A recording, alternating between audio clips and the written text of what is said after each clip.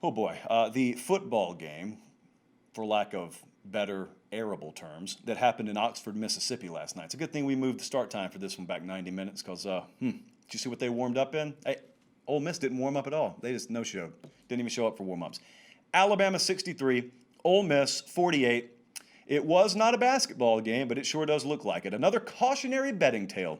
For those of you who were just blindly following the weather, stop betting weather-based unders. You don't know what you're doing, stop doing that. Do not light your money on fire just because the Doppler radar says it's going to rain. Anything the Doppler tells you, an odds maker has long since taken into account in his number. So, you guys got burned on that last night.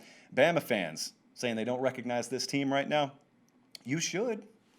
I've heard a lot. I've talked to a lot of you today. I've read a lot. And a lot of you are saying, I don't even recognize this defense. I don't even recognize this team right now. I don't know why. It hasn't been that long, really, guys. You've seen this team before. In fact, you prepared for them and played them. 2 years ago, it was the Orange Bowl. That is you now. You are Oklahoma. You are that team that at one time you got a 28-0 lead on. You remember that team? That's that team where they went up and down the field on everyone, but they didn't play a lick of defense, and that's why you thought they were ripe to be exposed in the playoff, and you were right. That's who you are now. There is no better. Just for reality's sake, that's what Alabama is. There's a big difference, a couple of big differences. One of the big differences is Alabama's defense is significantly more talented, let's say, than that Oklahoma defense was. And you know what that means? It's not a talent problem they have on their hands now. They are the worst third down team in America at the FBS level at the moment. Do you hear what I said? The worst. Not bottom 5, not bottom 15, the worst. Ole Miss had 647 yards on them on 86 plays yesterday. Remember that for this Saturday. That defense, not exactly the deepest unit in the world, 86 plays. That, as shocking as it is, not really the most shocking tale that the stat line tells from this game. 268 rushing yards for Ole Miss. That's the shocker to me.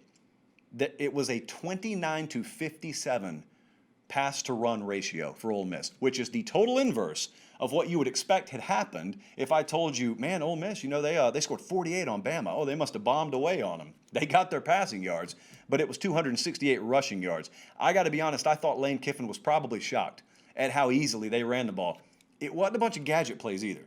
It wasn't a bunch of sweeps, and it wasn't a bunch of misdirection. It was just kind of running right at them. You know, the stuff that basically Kiffin probably thought they'd give a token try to, and all right, we'll try this stuff just to say we did, and they'll shut it down, but at least we will have shown it. And then they rip off 12, and they rip off 14 and 8, and he says, well, I mean, let's keep doing it for now. Like, eventually they'll stop it, but let's keep doing it. Gain of 10, gain of 15, gain of 30, gain of 7. Let's just keep doing it. And they kept doing it, and it kept working. It never really changed. The whole game kept working. And I got to tell you, it's kind of a helpless feeling. I know, you look at Nick Saban, this is not one of those games where he was irate on the sideline. He's like that when he's got a lead. When he knows he's in real trouble, he has a different demeanor. You normally don't see it against Ole Miss or teams he's favored by 3+ touchdowns against, but you saw it yesterday. And some of the things they have, I think, are terminal flaws defensively. I mean, tackling, for instance. I think they missed over 30 of them last night. That's a bad month. That's a bad couple of months for Alabama. They gave up 6 touchdowns in a league game last night. They gave up 6 in all of 2011. Their entire league schedule, they gave up 6 in 2011. They gave up 6 of them to Ole Miss last night. To me, just saying, oh, we need to tackle better, that's like sitting at a baseball game.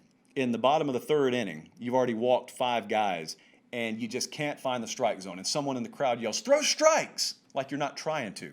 You don't develop the ability to throw strikes in the middle of a baseball game. You either entered the game with that ability, or it's not happening that day. Most of the time, you either have sound fundamentals by the time you get to week 4 of a football season, or you got to wait till next year, and hopefully you got to work on that stuff in the offseason. So Nick Saban said he still believes in this roster, he still believes in these players. I mean, for their sake, I hope he's right. But you would really think, again, when you look at that yardage total, you would really think that someone must have just bombed away on their corners.